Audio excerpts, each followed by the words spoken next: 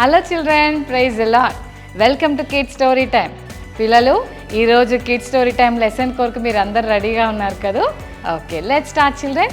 పిల్లలు, ఒక ఊరిలో ఒక చీమ ఉంది. చీమ అంటే మీకు అందరికి తెలుసు కదా, యాంట్. ఎలా ఉంటుంది పిల్లలు? చాలా చిన్నగా ఉంటుంది కదా. మరి ఈ చీమ చాలా చిన్ని కాళ్ళతోటి ఆ చీమ అలాగే దాని ఫ్రెండ్స్ అందరు కలిసి చాలా కష్టపడి మరి ఫుడ్ అంతా తీసుకొని వాళ్ళ ఇంటికి క్యారీ చేస్తూ వెళ్తున్నారట. అయితే దానికి ఎప్పటి నుంచో ఒక ఫ్రెండ్ ఉంది. దాని పేరు గ్రాస్ హాపర్. ఎవరు పిల్లలు దాని ఫ్రెండ్? Yes, gross hopper. మరి ఈ గ్రాస్ హాపర్తో ఈ యాంట్ చాలా ఫ్రెండ్లీగా ఉంటుండేది. చక్కగా గ్రాస్ హాపర్కి వయలిన్ వచ్చు, ఎంత చక్కగా ప్లే చేస్తూ ఉండేది. అది ప్లే చేస్తున్నప్పుడు ఈ యాంట్ చక్కగా ఎంజాయ్ చేస్తుండేది. అయితే పిల్లలు, ఈ గ్రాస్ హాపర్ ఎప్పుడు చూసినా పాటలు పాడుకుంటూ అలా రిలాక్స్ అవుతూ హ్యాపీగా పడుకొని ఉంటుండేది. కానీ ఈ చీమ చాలా కష్టపడి పనిచేస్తుండేది. ఒకరోజు బాగా ఎండుంది, అయినా కూడా చీమ రెస్ట్ తీసుకోవట్లేదు. అలాగే పెద్ద మరి కార్న్ని మోసుకుంటూ వెళ్తా ఉంది పిల్లలు. అప్పుడు గ్రాస్ హాపర్ అనింది, యాంట్ ఎందుకలా కష్టపడతావు? అంత ఎండ వస్తుంది, అంత కష్టంగా ఉన్న టైంలో కూడా ఎందుకు యాంట్ ఊరికి నువ్వు చాలా కష్టపడుతున్నావు? ఇదంతా అన్నెసెసరీ. ఏం పర్వాలేదు, కష్టపడకపోయినా ఏం కాదు చీమ, నాలాగా హ్యాపీగా రిలాక్స్ అవుతూ ఉండు అని చీమతో చెప్పింది పిల్లలు ఆ గ్రాస్ హాపర్. అయితే పిల్లలు, ఈ చీమ సమ్మర్ అయినా అంత ఎండ ఉన్నా చాలా కష్టపడి పనిచేస్తుంది. పిల్లలు, మీ స్కూల్లో సమ్మర్ హాలిడేస్ ఇస్తే చాలామంది 9 అయినా లెగట్లేదు, 10 అయినా లెగట్లేదు, ఫుల్గా పడుకుంటున్నారు. ఒరే లెగండ్రా, కనీసం 6:30కైనా 7కైనా లెగండ్రా అని మమ్మీ డాడీ ఎంత చెప్పినా ఊరుకో అమ్మ, సమ్మర్ హాలిడేస్ వచ్చినప్పుడు కూడా ప్రశాంతంగా పండుకోనివా అని చాలామంది 10 వరకు 11 వరకు, ఇంకా కొంతమంది గ్రేట్ పీపుల్ అయితే 12 వరకు కూడా పడుకునే టాలెంట్ ఉంది కదా. కానీ చీమ అలాంటిది కాదు పిల్లలు, చాలా హార్డ్ వర్కింగ్ చీమ కదా. లేటుగా లెగటం లేజీ పిల్లలు చేస్తారు. మనం దేవుని పిల్లలం చురుకుగా ఉండాలి పిల్లలు. అయితే ఈ గ్రాస్ హాపర్ ఎన్నిసార్లు ఈ చీమను ఆపడానికి ట్రై చేసింది. ఎప్పుడు చూసినా ఇటు నుంచి అటు, అటు నుంచి ఇటు బిజీగా తిరుగుతూనే ఉంటావు, ఏదో ఒక పని చేస్తూనే ఉంటావు. ఎందుకు చీమ అంత కష్టపడతావు? కొంచెం ఆగొచ్చు కదా, నేను చూడు హ్యాపీగా ఉన్నాను అని ఎన్నిసార్లు చెప్పినా చీమ అంటది, లేదు నేను నా ఇల్లు కట్టుకుంటున్నాను, నేను చాలా కష్టపడితేనే కానీ మరి వింటర్ సీజన్లో నేను బ్రతకలేను. అందుకే ఈ సమ్మర్ సీజన్లో నాకు చాలా ఫుడ్ దొరుకుతుంది. నాకు ఫుడ్ దొరికే సీజన్లోనే నేను ఫుడ్ అంతా సేకరించి నేను బయటికి రాలేని టైంలో ఆ ఫుడ్ అంతా సేఫ్గా దాచిపెట్టుకొని అప్పుడు నేను కష్టకాలంలో తినాలి. కాబట్టి నన్ను ఆపొద్దు, నేను కష్టపడటం ఇది నా బాధ్యత అని కష్టపడటం మొదలుపెట్టింది. పిల్లలు, అలాగే పనిచేస్తుంది. మొయ్యలేక దాని ఫుడ్ అంతా మోస్తూ ఉంది. కానీ గ్రాస్ హాపర్ అస్సలు పట్టించుకోకుండా అది హ్యాపీగా పాటలు పాడుకుంటూ రిలాక్స్ అవుతూ ఉంది. కొన్ని రోజులు అయ్యాయి, సమ్మర్ అయిపోయింది, వింటర్ వచ్చింది. అన్ని చీమలు జాగ్రత్తగా వాటి గూట్లోకి వెళ్ళిపోతూ ఉన్నాయి. ఈ చీమ కష్టపడిందని చెప్పాను కదా, ఒక పుట్ట తయారు చేసుకుంది. ఆ పుట్టలోకి వెళ్తుంటే గ్రాస్ హాపర్ అంటుంది, అబ్బా నాకు చాలా ఆకలేస్తుంది, చీమ నాకు ఏదన్నా ఫుడ్ ఉంటే పెట్టవా, నాకు ఫుల్గా ఆకలేస్తుంది, అయ్యో ఇప్పుడు ఏం చేయాలో నాకు అర్థం కావట్లేదు, ప్లీజ్ యాంట్ నాకు ఏదన్నా ఫుడ్ ఇవ్వవా అని అడిగితే అప్పుడు చీమనింది, నేనెందుకు ఇవ్వాలి? నేను కష్టపడి ఫుడ్ అంతా సేకరించి పెట్టుకుంటే నన్నేమో నువ్వు ఎందుకు అలా కష్టపడుతున్నావని నన్ను ఎక్కిరించావు కదా, ఇప్పుడు చూడు ఎలా ఉందో, అయినా నేను ఇవ్వలేను, నువ్వే కష్టపడి సంపాదించని వదిలేసింది గ్రాస్ హాపర్ని. అప్పుడు గ్రాస్ హాపర్ చాలా బాధతో, అయ్యో నాకు టైం ఉన్నప్పుడు నేను ఎందుకు కష్టపడలేదు? అన్ని పరిస్థితులు బాగున్నప్పుడు నేను నిజంగా కష్టపడి ఉంటే ఈరోజు నేను ఇలాంటి పరిస్థితిలోకి వచ్చేవాడిని కాదు కదా అని చాలా బాధపడుతూ ఏడ్చుకుంటూ ఫుడ్ కొరకు వెతుక్కుంటూ వెళ్ళిపోయాడు గ్రాస్ హాపర్.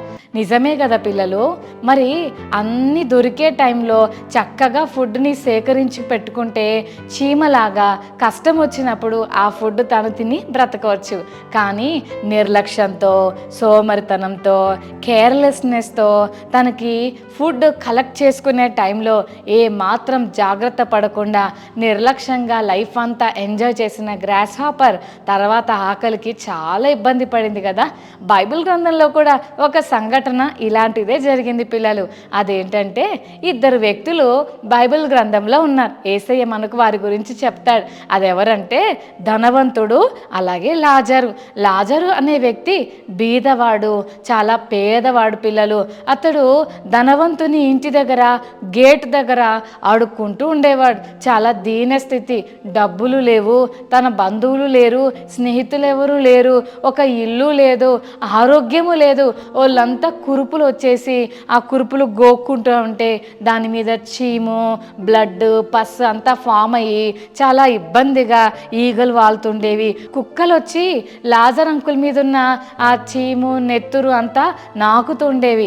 ఎంత భయంకరంగా ఉండేవాడో. అలాంటి పరిస్థితిలో లాజర్ అంకుల్ ఉన్నాడు. కానీ పిల్లలు అక్కడే ధనవంతుడైన ఒక అంకుల్ ఉన్నాడు. ఆ అంకుల్ చాలా కాస్ట్లీ బట్టలు వేసుకొని, చాలా కాస్ట్లీ ఆర్నమెంట్స్ పెట్టుకొని, మంచి రింగ్స్, గోల్డెన్ రింగ్స్, చాలా ప్రెషియస్ ఆర్నమెంట్స్ ధరించేవాడు. ఈ అంకుల్కి అసలే చాలా డబ్బు ఉందని చెప్పాను కదా, అందుకని బోల్డ్ అంత మంది ఫ్రెండ్స్. డబ్బులు లేకపోతే ఫ్రెండ్స్ ఎవరు ఉండరు, కానీ బోల్డ్ అని డబ్బులు అని చెప్పాను కదా, ఫ్రెండ్స్ కూడా చాలామంది వస్తుండేవాళ్ళు. అందరికీ ఫుడ్ పెట్టేవాడు, ఫ్రెండ్స్ అందరితో ఎంజాయ్ చేసేవాడు. కానీ గేటు దగ్గర ఉన్న లాజర్ అన్నకు మాత్రం తిని పడేసిన ఆ రొట్టె ముక్కలు పడేస్తుండేవాడు. ఇలా చేస్తున్నప్పుడు ఒకరోజు ఏమైందో తెలుసా పిల్లలు, ఎంతోమంది ధనవంతుడైన అంకుల్కి జీసస్ గురించి చెప్తే, ఊరుకోవయ్యా, నాకెందుకు యేసయ్యా, నాకేం తక్కువ, నాకు బంగారం ఉంది, డబ్బులు ఉన్నాయి, పెద్ద బిల్డింగ్ ఉంది, చాలామంది ఫ్రెండ్స్ రిలేటివ్స్ ఉన్నారు, అసలు నాకు ఇప్పుడు దేవుడితో ఏం పని, నాకు అక్కర్లేదు, నాకు దేవుడితో పనే లేదు, చూద్దాంలే తర్వాత అని ఎంతమంది యేసే గురించి చెప్పడానికి వస్తే అందరినీ పంపించేశాడు పిల్లలు. కేర్లెస్గా సువార్తను అసలు వినలేదు, యేసేకు తన హృదయంలో చోటు ఇవ్వలేదు, తన పాపాన్ని ఒప్పుకోలేదు. లాజర్ అన్న మాత్రం తాను బ్రతుకున్నప్పుడు ఒక అంకుల్ ఆయనకు యేసే గురించి చెప్తే లాజర్ అంకుల్ వెంటనే తన హృదయాన్ని యేసయ్యకి ఇచ్చేశాడు. యేసయ్య కొరకు నేను జీవిస్తాను, నేను యేసయ్య ప్రేమను అంగీకరిస్తున్నాను, యేసయ్య నా హృదయంలోకి రా, నేను పాపినను ఒప్పుకుంటున్నాను, నా పాపాలన్నీ నీ రక్తంతో కడిగి నన్ను నీ బిడ్డగా చేసుకో ప్రభువా అని యేసయ్యకు వందనాలు చెల్లించాడు. లాజర్ అన్నకు ఎంత డిసీజ్ ఉన్నా ఆ డిసీజ్ని బట్టి బాధపడలేదు, కానీ ప్రతిరోజు దేవునిలో ఆనందిస్తుండేవాడు. ధనవంతుని దగ్గరకు వచ్చి సువార్త చెప్తే అస్సలు వినలేదు, కానీ అదే లాజర్ అన్నకు చెప్తే చక్కగా విన్నాడు. అయ్యో పిల్లలు, అనుకోకుండా ఒకరోజు ఇద్దరు చనిపోయారు. ధనవంతుడు చనిపోయాడు, లాజరు చనిపోయాడు. కానీ పిల్లలు, ధనవంతుడేమో చనిపోగానే అందరూ పెద్ద పెద్ద వెహికల్స్లో చాలా విలువైన సమాధి పెట్టి చేపించి దారంతా పువ్వులు పరుచుకుంటూ ఎన్నో ఆర్భాటాలతో చాలా బ్యాండ్ మేళంని పిలిపించి పెద్దగా డ్రమ్స్ ప్లే చేస్తూ, మ్యూజిక్ ప్లే చేస్తూ, ఒక పెద్ద ర్యాలీగా చేస్తూ ఆ సమాధిలోకి తీసుకువెళ్ళి సమాధి చేశారు. ఆ సమాధిని చాలా గ్రాండ్గా కట్టించారు. కానీ లాజరన్న చనిపోతే ఎవ్వరూ అన్న సమాధికి ఘనంగా చేసిన వాళ్ళు ఎవ్వరు లేరు. అందరూ అతన్ని చూసి అయ్యో పాపం అని వెళ్ళిపోయిన వాళ్ళే, ఎవరో దిక్కులేనోడని చెప్పి గవర్నమెంట్ వాళ్ళు ఎవరో తీసుకెళ్ళి అన్నను మామూలుగా సమాధి చేశారు. అయితే పిల్లలు, వాళ్ళు ఎప్పుడైతే ఈ లోకాన్ని వదిలిపెట్టారో రెప్ప పాటున వారు వేరు వేరు ప్రాంతాలకు వెళ్ళిపోయారు పిల్లలు. ధనవంతుడేమో పాతాళంలోకి వెళ్ళాడు, లాజర్ ఏమో అబ్రహాము తాత దగ్గరికి వెళ్ళాడు. అప్పుడు లాజర్ అన్న అబ్రహాం తాత దగ్గరికి వెళ్ళినప్పుడు, వావ్ అబ్రహాం తాత ఇక్కడ ఎంత బాగుంది, ఎంత పీస్ఫుల్గా ఉంది, నేనైతే చాలా చాలా చాలా చాలా హ్యాపీగా ఫీల్ అవుతున్నా, నాకు ఇక్కడ చాలా నచ్చింది, అసలు ఇంత అద్భుతమైన ప్లేస్కి నేను ఎలా వచ్చాను, నేను గేట్ దగ్గర ఉండేవాడిని కదా అని ఆలోచిస్తూ అడిగితే అప్పుడు అబ్రహాం తాత చెప్తాడు, నాన్న నువ్వు ఇక్కడికి ఎలా వచ్చావంటే ఆ రోజు ఆ గేటు దగ్గర ఉన్నప్పుడు నీకు ఒక ఆయన జీసస్ గురించి చెప్తే నువ్వు విని యేసయ్య నా హృదయంలోకి రాని నీ జీవితాన్ని జీసస్కి ఇచ్చావు కదా, అందుకే ఈరోజు నువ్వు ఇక్కడికి వచ్చావని చెప్పాడు. అబ్బా ఎంత గ్రేట్ థింగ్ నా లైఫ్లో జరిగింది, ఒకవేళ ఆ అన్నే నాకు జీసస్ గురించి చెప్పకపోతే నేను నశించిపోయేవాడిని కదా అని ఆలోచిస్తూ, అమ్మో దేవా ఆ అన్నని పంపించినందుకు చాలా థ్యాంక్స్ అని యేసయ్యకు థ్యాంక్స్ చెప్పాడు లాజరన్న. కానీ ఆ ధనవంతుడైన అంకులు మాత్రం భయంకరమైన బాధపడుతూ పాతాళంలో ఏడుస్తున్నాడు.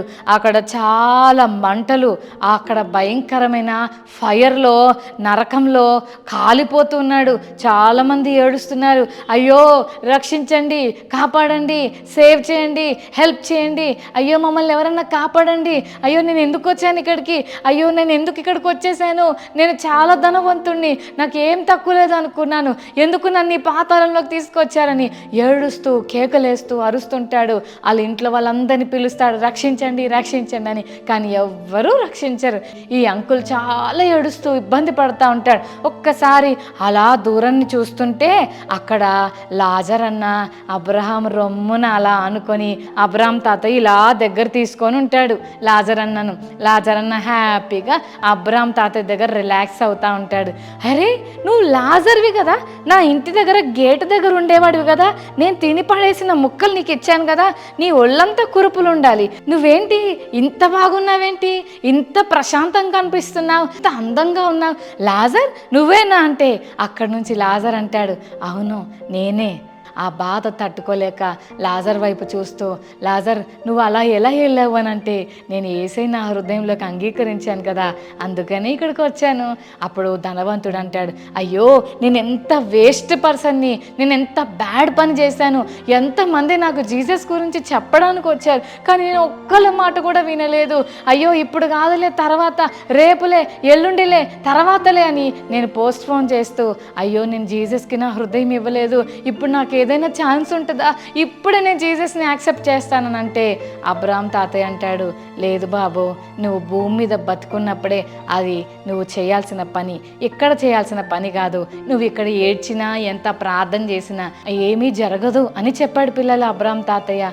అప్పుడు ధనవంతుడు అంటాడు, అయ్యా అబ్రహాం తాతయ్య నేను చాలా బాధపడుతున్నాను, లాజర్ని ఒక్కసారి నా దగ్గరికి పంపించి చిటికెని వేల్లో ఒక్క డ్రాప్ వాటర్ తెచ్చి నన్ను నాలుక మీద వేయమను, భయంకరమైన దాహం వేస్తుంది, ఒళ్ళంతా కాలిపోతుంది, ప్లీజ్ లాజర్ని పంపివా అంటే, సారీ బాబు లాజర్ ఇక్కడ నుంచి రాలేడు, నీకు మాకు మధ్యలో పెద్ద అగాధం ఉంది అని చెప్పాడు పిల్లలు.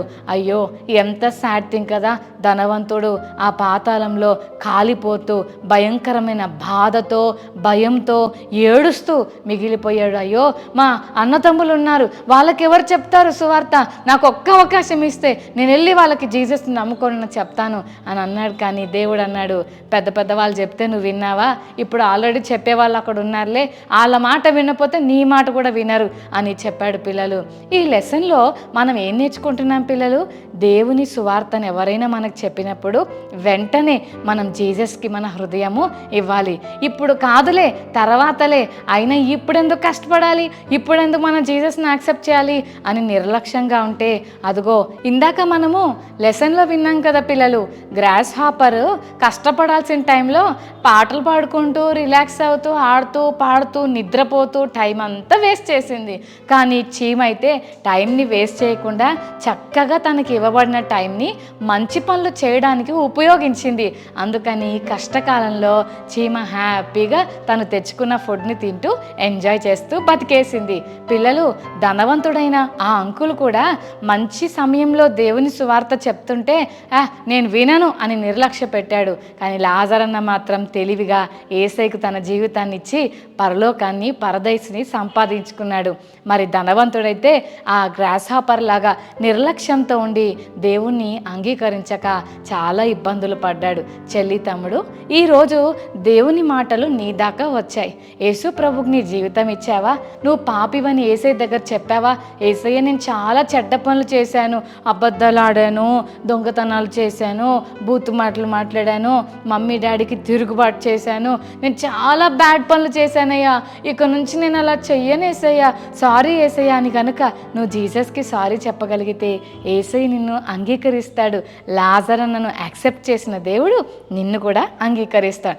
అక్క నేను జీసస్కి నా హృదయం ఇవ్వనక్క, ఇప్పుడు కాదక్క, నేను చాలా పెద్దగా ఎక్కిస్తానక్క, తర్వాత ఇద్దాంలే అక్క అని నువ్వు నిర్లక్ష్య పెట్టావా? చెప్పలేము. ధనవంతుడిలాగా నువ్వు పాతాళంలోకి వెళ్ళిపోతావేమో. ఒక్కసారి ఆలోచన చేసి గ్రాస్ హాపర్ లాగా, ధనవంతుడిలాగా నిర్లక్ష్యం చేయకుండా చీమలాగా, లాజరన్నలాగా మెలకువగా ఉండి రైట్ టైంలో మనం పనులు చేస్తూ దేవుడు మనకిచ్చిన సమయాన్ని అనవసరమైన వాటి కొరకు వేస్ట్ చేయకుండా ఈ సమయాన్ని బెస్ట్ థింగ్స్ కొరకు ఉపయోగించడానికి మనందరము దేవుని సహాయాన్ని అడుగుదాం. ఓకేనా చిల్డ్రన్? రైట్, కళ్ళు మూసుకోండి, ప్రార్థన చేసుకుందాం. ప్రేమగల తండ్రి, మీకు వందనాలు. ఈరోజు మీరు మాతో మాట్లాడిన మాటలను బట్టి వందనాలు. చీమ మరి తండ్రి ఎంతో కష్టపడి తన ఆహారాన్ని అంతా కూర్చుకొని నిర్లక్ష్యంగా ఉండకుండా, సోమరిగా ఉండకుండా కష్టపడింది కనుక కరువు కాలంలో దానికి ఇబ్బంది కాలేదు.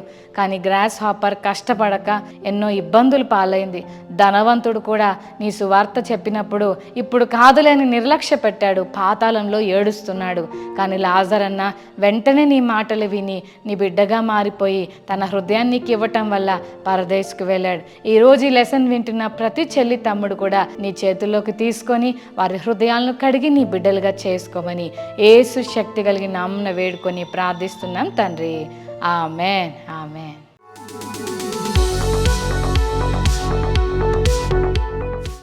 ఓకే చిల్డ్రన్, మరి మెమరీ వర్స్ నేర్చుకుందామా? సామెతలు 6:6. సోమరి చీమల యొద్దకు వెళ్ళుము, వాటి నడతలను కనిపెట్టి జ్ఞానము తెచ్చుకొను. మరొకసారి నేర్చుకుందామా? సామెతలు 6:6. సోమరి చీమల యొద్దకు వెళ్ళుము, వాటి నడతలను కనిపెట్టి జ్ఞానము తెచ్చుకొనుము. సామెతలు 6:6. Okay children, God bless you. Bye.